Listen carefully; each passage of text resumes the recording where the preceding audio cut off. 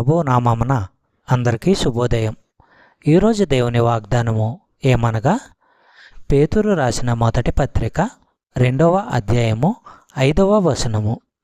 యేసుక్రీస్తు ద్వారా దేవునికి అనుకూలములగు ఆత్మ సంబంధమైన బలులు నర్పించుటకు పరిశుద్ధ యాజకులుగా ఉండునట్లు మీరును సజీవమైన రాళ్ళ వలె ఉండి ఆత్మ సంబంధమైన మందిరముగా కట్టబడుచున్నారు.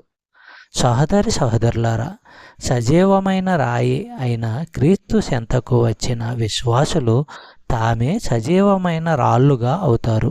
ఎందుకంటే ఆ సజీవమైన రాయి జీవమిచ్చే ఆత్మ కూడా. మనుషులు త్రాగి జీవించగలిగేలా ఆ రాయిలో నుంచే జీవజలము పారుతూ ఉంది.